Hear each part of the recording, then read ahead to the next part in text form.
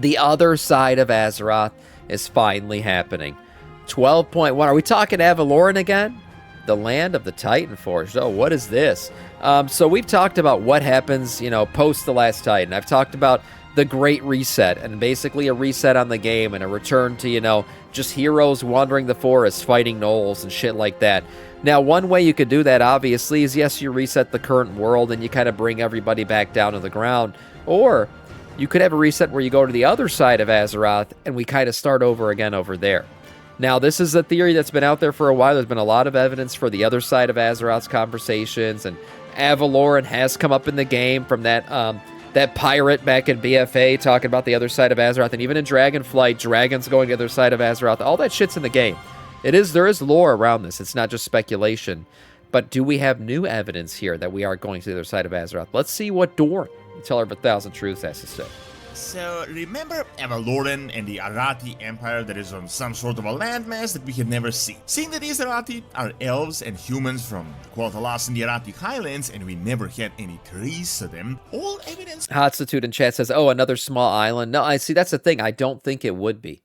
I think if they give us a go to the other side of Azeroth thing, I think it would be like a continent-sized thing. Like another basically triple expansion launch that would take us 3 expansions to get through the entire continent kind of thing. That's what I would expect. If we go to the other side of Azeroth and we just see fucking like a Kultiris reskin over there, okay, that's garbage. We got more islands, great. But I'm expecting if we do go to the other side, it's a continent over there. Points to the fact that they could have actually traveled east across the Forbidding Sea. We've heard of pirates raiding these dangerous waters and that there is in fact something that is going on there, some sort of a landmass. However, now, just a few days back, Blizzard decided to create a whole new zone for the sea near Zulaman, adding clouds in the distance towards the east, and obviously expanding this area east of the Eastern Kingdom. So, what is going on? Are we finally on the brink of discovering these Arathi half-elves and half-humans, or maybe even the rebellious Titan Forged and Avaloran that you may remember? So, let's take a look at everything we know. Yeah, okay. If you ever wished you had WoW in a single library together with all your games, PlayTracker is literally the perfect solution. This app allows you to have everything in one place together with your WoW content, so your Steam, GOG library, literally everything is there. You got your friends cross-platform as well as your own achievements. Best of all, your achievements also give you points, and you can level up with these points and unlock a bunch of rewards and customize your account. Will solve so much for you with a single click, so click my link in the description below and check out PlayTracker.net.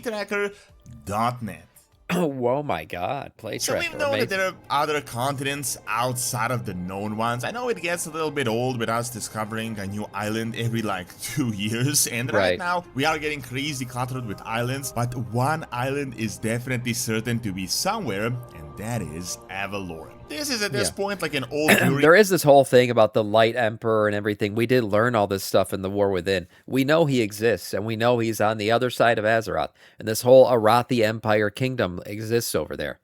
Are we going there after the last Titan? I have no idea. Blizzard could literally shelf that story for as long as they want, and we'll never deal with it as long as they don't want to deal with it.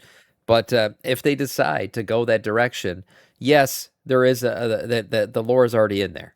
And there's this Light Emperor that supposedly exists, and he's not the nicest guy, and we could end up fighting against him, and that's where they are. But it's still very relevant, as not much has happened, but it's not really a speculation. I mean, it is established lore. There is, in fact, a continent of Titan-forged servants that rebelled against the Titans, that remained on some undiscovered continent called Avaloran. And you know, this is going to be super relevant with the last Titan and the Titans being bad that they have been establishing for years now. At the same time, we don't know if these are two connected lands or not, but we have evidence of lands beyond the current scope of continents that we have. We have that green dragon that flew beyond the storms. Yep, this is what I was talking about from Dragonflight that we don't know about, and we have the Arathi Empire. I'm actually surprised we still have not learned anything about the Arathi Emperor, especially as the final void battle is happening now. But either they're saving this for the last Titan, or they're planning to do the Arathi thing after the World Soul Saga is over, because as we had seen by that supposed leak, they had 14.0 plan for at least a couple of years now.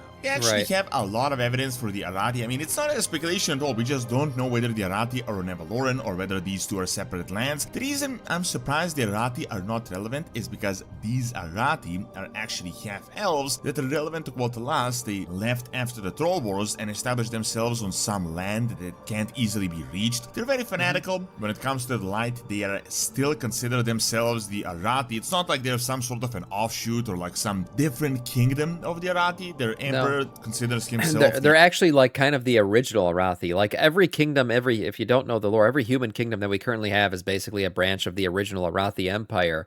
But the kind of original group, or what they consider to be still like the pure Arathis, they're kind of mixed with elves now. They left and went to the other side of Azeroth. So these guys are still very much like time capsuled. They still exist kind of in the original Arathi ways, which was a people that really hated all the other races and everything.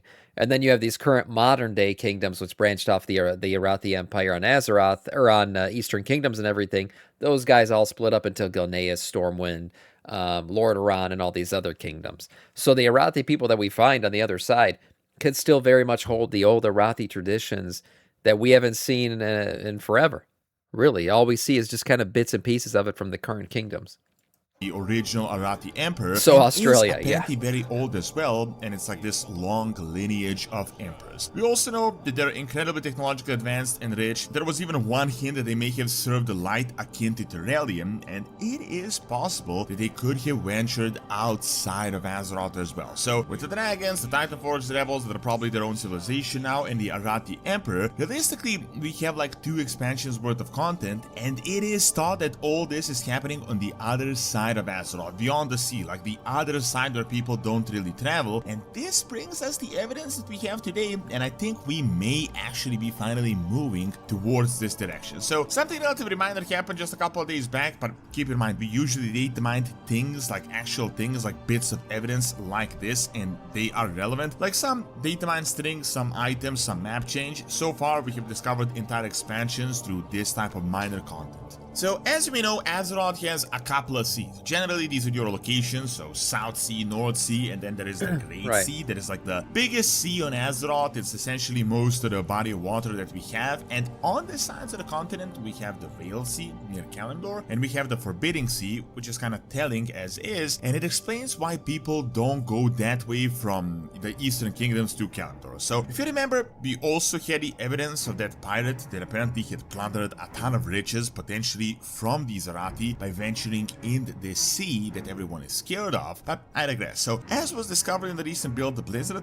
made some interesting changes around Zulaman for 12.1. So, on live, everything from Zulaman to the Eastern Plaguelands is labeled as the Great Sea. As I said, this is sort of like a generic sea name that covers most of Azeroth. And then, as you venture below, you discover the Forbidding Sea, which is the southern part. However, what happened now is that the Great Sea itself stops just north of Zulaman, so much earlier than before, and they added a bunch of really mysterious clouds in the direction of the Forbidding Sea when you look east, but like mainly to the eastern direction. Based on the clouds, this is very interesting because these clouds look like the Pandaria mist, like there is hiding something behind there. Additionally, they also made some changes to the Great Sea north of Zulaman, which allows you to travel much further without fatigue that usually happens. Now, you may be thinking, I mean, just a random little change, who cares? Skybox change. 12.1. But interestingly enough, they also added the Great Sea as a map, so you can open like in the map frame, like it shows Quotalas, and then the Great Sea as like a zone, as in they're planning to actually do something here later down the line.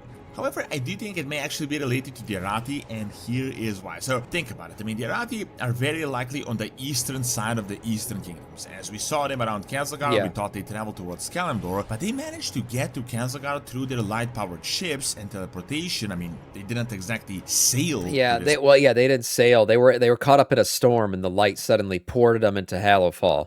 That's how they ended up over there, which is why they can't just go back. They don't know how they got there in the first place. They don't know where they even were in their journey. They got lost in that storm. They didn't know where the heck they were. All of a sudden, they show up in Hallowfall, and now they're on our side of Azeroth. So going back, I mean, nobody knows. And then all the mages died, too. They were trying to make portals, if you remember, and they all died. So, and the crash and everything. So there's still nobody who knows how to get to their side, except for that one green dragon that talked about it in Dragonflight. how they were able to venture to the other side. Place. And that one pirate, God, I forget his name. But he was in BFA. He was a night elf pirate talking about how he had been to the other side of Azeroth before. Furthermore, it makes sense why we never heard about Jack Sparrow, no. until now. Like, if they went to the regular route, like through the Maelstrom, the Broken Isles and such, they would have definitely left a trace. Oh, the Night Squall. That's what his name was. I just remembered it. The Night Squall, I think that was it. Something like that. He had written about his entire journey to the other side of Azeroth and back. Think that they likely traveled east, we never knew anything about them. I mean, there was this whole giant island off the coast of Zulaman that we never knew about either, and it was very close. So the reason I think they may be adding these clouds in the distance and expanding the Great Sea is because there might be a whole new continent to the east of the Eastern Kingdoms. It makes sense as well because these guys are from the Arathi Highlands. They were also elves as well, so they totally would have traveled to the eastern sides. It actually makes it more likely as well because both of these zones are on the eastern side of the continent. I think the setup with these zones is that eventually we will run into them when we get the technology to like start traveling further. However, the question is whether this is planned as like patch content or new expansion, as they're only like teasing it right now. Personally, I would like it to be more of an expansion, as they could legit introduce a whole new continent, like the whole other side of Azeroth that we've been speculating for like the past 20 years. They could legit add a calendar-sized continent there that could be used for multiple expansions and could be